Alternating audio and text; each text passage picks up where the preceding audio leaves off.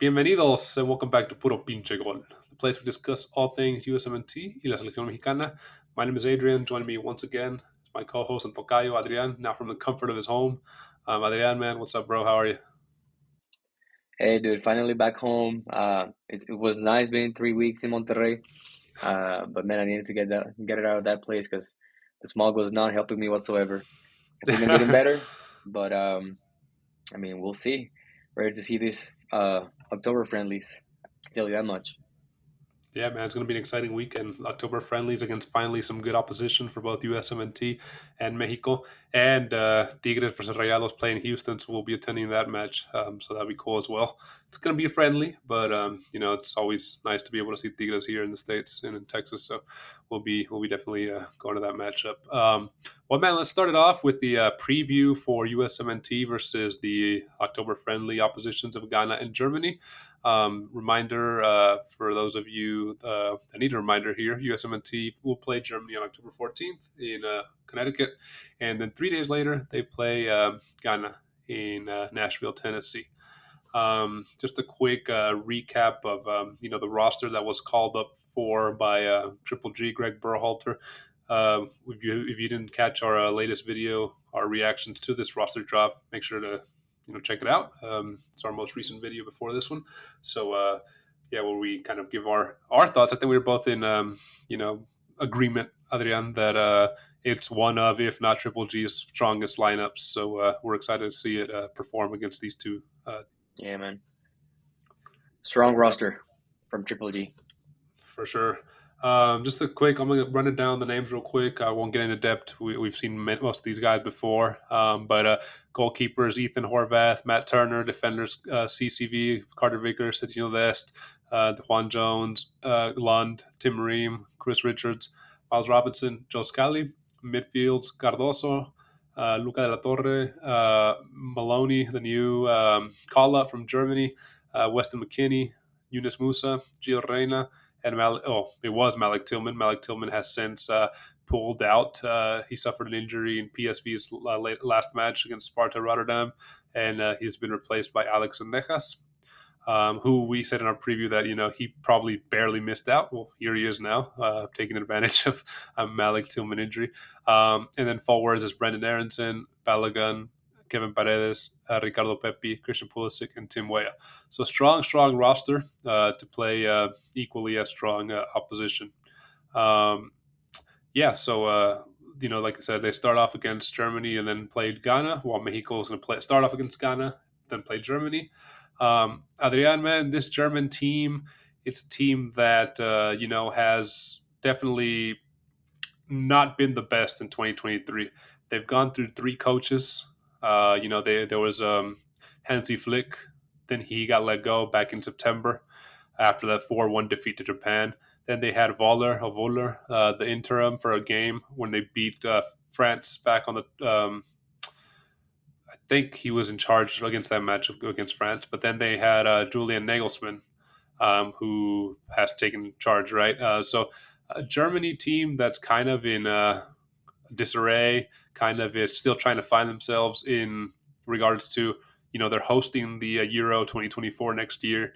They haven't been playing well. Their last 5 matches were a tie 3-3 against Ukraine, a 1-0 loss to Poland, a 2-0 loss to Colombia, a 4-1 loss to Japan, and then they September 12th beat France 2-1. What do you think of this German team before we kind of discuss their roster?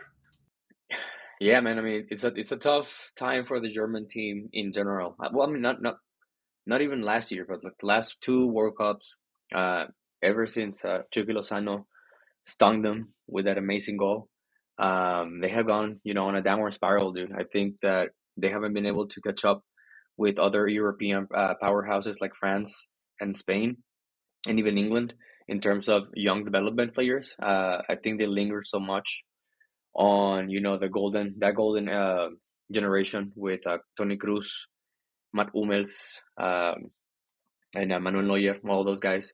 I think it took them forever to start piling back up all those replacements, and now they find themselves with a very wary and not so oiled backbone, right? They don't have strong replacements for a good goalkeeper, a strong center back, a prolific midfielder, and they don't have a striker.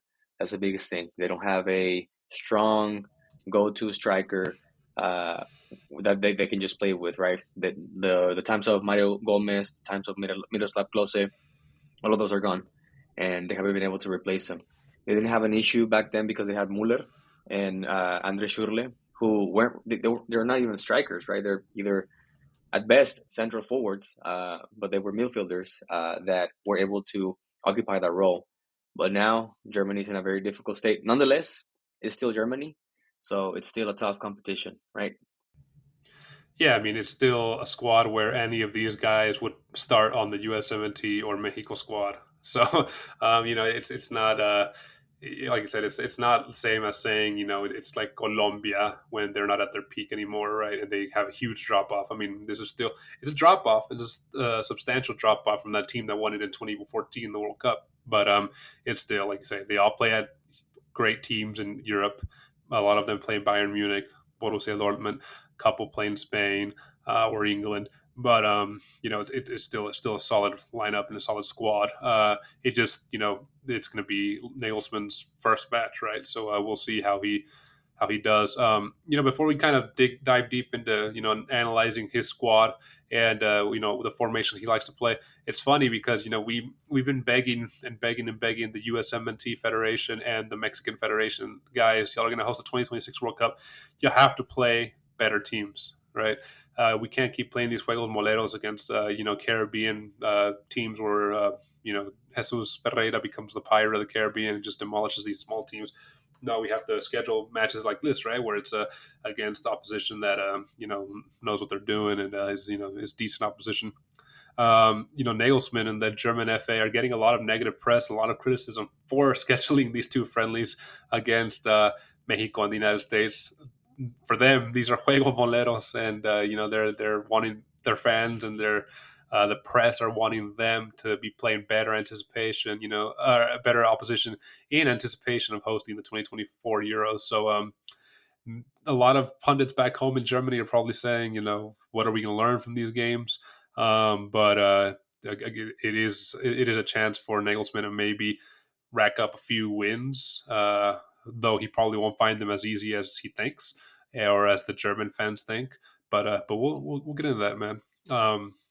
You know, Real I wonder what for the equivalent of PPG in Germany is thinking of right now.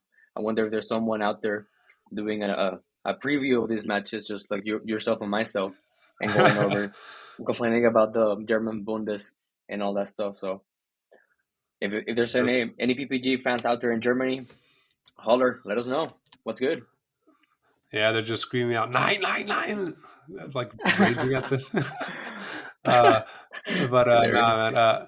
Yeah, the squad they called up, man. They called up four goalkeepers. They called up Oliver Ballman, Leno, Mark Andre Ter Stegen, and Kevin Trapp. Like you said, they're known goalies. They're good goalies, but they're not at the level that we were accustomed to seeing. Oliver Kahn or a Manuel Neuer, right? Four Um, keepers, dude. That's a lot of hey, keepers. yeah, I mean, I don't, I don't know. He's playing two matches. I don't know why he's bringing four keepers, but well, we'll see who he starts. Um, Defenders: Robin Gosens, Matt Hummels, David Rom, Rudiger, Sole, Jonathan Tah, and Malik Thiau. I forget how you pronounce his name. Um, Midfielders: you got Andrich, Brandt, uh, Grotzka. How do you pronounce that B looking German word or letter? It's Pascal like a double S. So in this one, it will be Gross. Pascal Gross. Gross. Yes. Okay. There's my Americanism coming out there, man. Ilkay Gundogan, Forrich, Hoffman, Kimmich, Joshua Kimmich, Leroy Sané, Musiala, and Florian Wirtz. And for attackers, they have Kai Havertz, who's hasn't had the best start to life in Arsenal. Thomas Muller, who's still kind of hanging along there.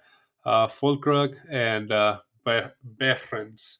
So a lot of new faces, at least a lot of new faces to those who aren't familiar with the German Bundesliga or may not follow, um, Germany, the German squad to other than World Cup time. They have had a lot of clear out and a lot of bringing in a lot of new young players and a lot of fresh faces. At this point in time, the real big, at least from this squad, leaders on the field are probably going to be Goretzka, Gundogan, Sane, Muller, Rudiger, Hummels. Right? I mean, and maybe Trapp or Ter Stegen. Definitely a lot of new faces. What do you think of the squad? Yeah, man, all the new faces, but also like very familiar faces in the names of Thomas Muller. Like, what is this guy doing still here, man? I mean, I get it. They don't have that many strikers, but come on. I know that there was a lot of controversy with the fact that Julian Nagelsmann was calling back Matt Hummels.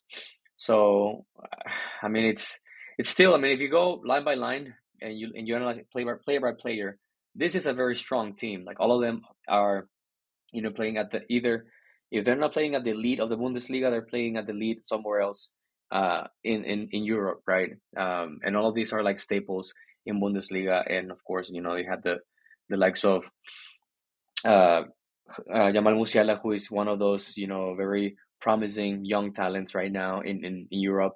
You have Leroy Sané, who he was a star at Man City and still being a star in Bayern Munich, so he knows how to perform at the highest level. It's just that, sorry, when you look at the freaking attackers, dude, you don't have anyone that is reliable, right? Kai Havertz Yeah, only had maybe one season and a half good with Chelsea, and after that, he's been on the dumps. And the other ones, like I'm not gonna pretend that I'm a freaking erudite of Bundesliga. I don't even know where these guys play. I'm gonna assume it's like maybe some middle of the table uh, teams in Bundesliga. But then, man, it's sad to see the German team on in this spot. But then again, I mean, it's still Germany, so I know they're gonna be systematic. They're gonna be approaching the match with the rest of the ability, and it's gonna be fun to see. yeah. It's funny because you mentioned Thomas Muller and how why are they still bringing him up and calling him up? That the German PPG guys that are probably making a preview video that this is probably their HH Director Herrera. That they're just like, Yeah, and why do they keep bringing this guy up? All right. exactly. Or Hector Herrera, but yeah, you're being compared to Thomas Muller here, man. Hey, And that's a compliment in my books, man. that is, man. Like you were mentioning, man. I'm not going to pretend to know everything about Bundesliga either, but if you try to analyze the attackers, like you said, I mean, Kai Havertz, I think he barely scored his first goal for Arsenal. Thomas Muller, who's getting up there in age and not as prolific as he was.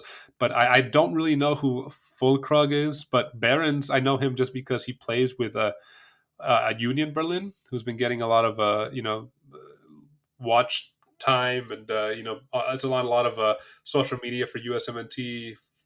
Accounts Yeah, that PPG follows, just because there's a couple of USMNT players on there, or well, Aronson, right? And he's the forward there, but he's 32 years old, man. That tells you something about Germany when you're bringing these old guys. damn. Yeah, so it's like they must really be struggling for a forward. I mean, normally the striker for the German national team is the striker for Bayern Munich, right? And now who's Yep. playing Yep. striker for Bayern Munich? Harry Kane.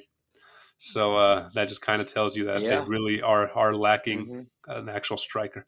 But anyway, Yeah. Nagelsmann, from his time in the Bundesliga, he's been known to play always with a back three.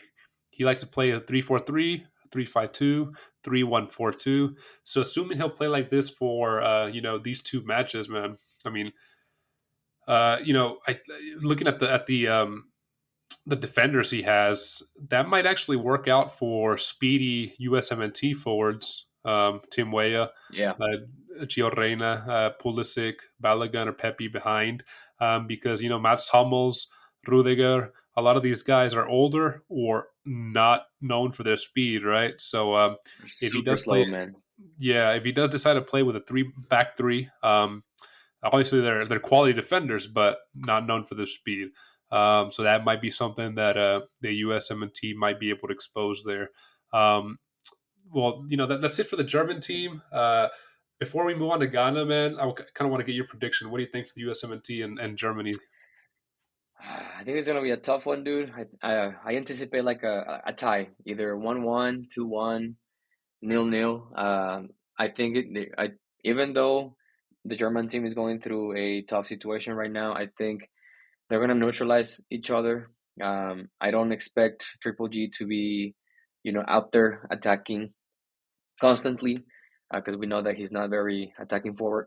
Uh, he's not an attacking forward coach. So I see like a tie on this one. 1-1 to 2, whatever makes it funner, right? Wow. Yeah, you have more confidence than I do. I was predicting a like 2-1 win for Germany or 2-0 win for Germany, just because Damn, really, man? again, yeah, it's not like you said, it's not the greatest German team, but it's still they still have that quality, man. And I don't know if I would have really liked to see Malik Tillman out there, just because I feel they won't get a lot of presence, or they're going to lose a lot by not having him out there. A lot of creativity in the midfield because gioreyna is not ready to go a full 90. With Malik Tillman out, I had a possible lineup of USA as Turner in the back, obviously Dest and Scally in the wing backs, Tim Ream and Richards in center back. In the midfield, I would have put Tillman, Musa, and McKinney, but since he's out, I put Luca de la Torre, Musa, McKinney, some more defensive. And I think they'll probably be able to hold off Germany for a while, but I think ultimately Germany might just have eventually bulldoze their way through and maybe get 1 or 2 goals. And Pulisic, Balogun, and way forward.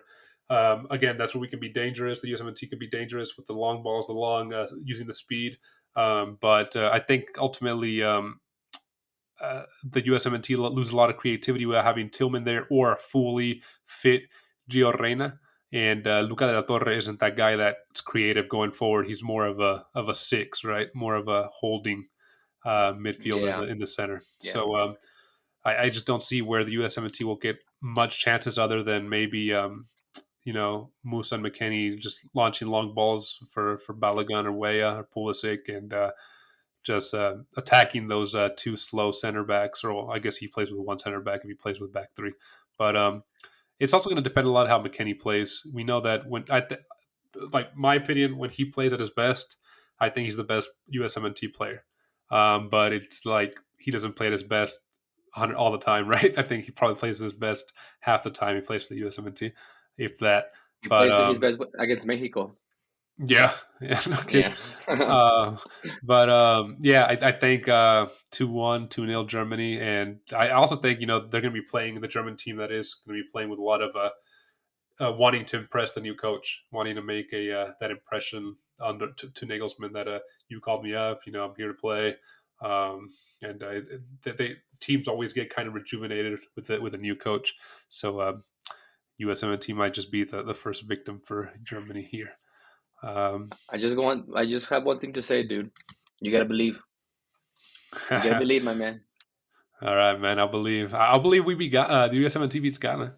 Um, Moving on to Ghana, man. Their previous All five right. matches have been all African Cup of Nations matches, all AFCON qualifying matches. They played their last previous match was a 3-1 win against Liberia. Then before that was a 2-1 win against Central African Republic. Then they tied 0-0 with Madagascar.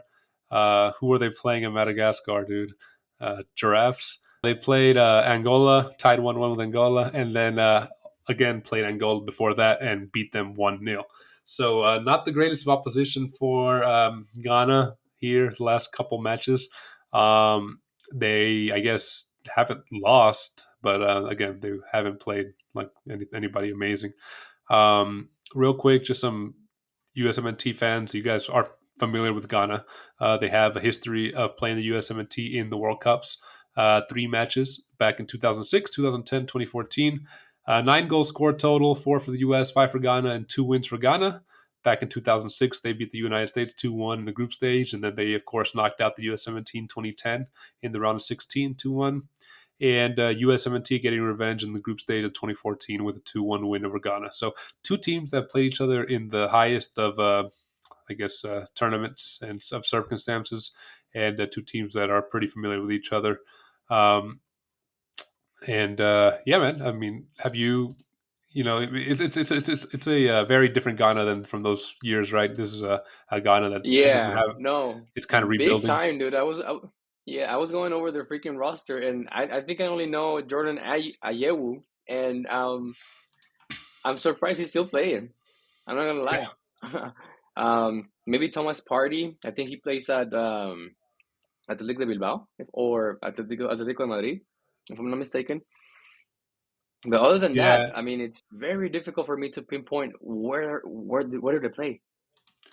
Yeah, there's a couple that play maybe in the championship. There's obviously what's his name, Lamptey that plays at Brighton, the defender. There's Yeah, one or two more that play in the Premier League.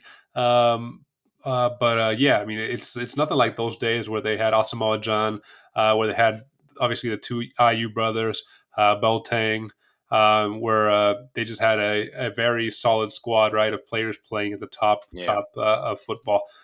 So yeah, man. I mean, they do have a decent coach in Chris Hughton, who previously coached Newcastle, Brighton, Norwich, Birmingham, Nottingham Forest, and he was appointed back in 2023. Hasn't lost with Ghana yet. His preferred formation is 4-2-3-1, so he likes to play with four in the back, obviously, and just more defensively. He likes having two holding midfielders and then just one forward or one striker. Um, I don't know, man. Not much to say about Ghana. I'm not going to pretend to know and say I know a crap ton about this Ghana team. yeah. But I just think my prediction why. Well, first let me give you what I guess between you and I what we decided we thought was going to be the formation here for Ghana. I think he's going to stick with it 4-3-3. But I think yeah, he started Ballo in the first match. He'll start Pepi here. He started Way in the first match. He'll start Aronson here. He'll keep Pulisic in.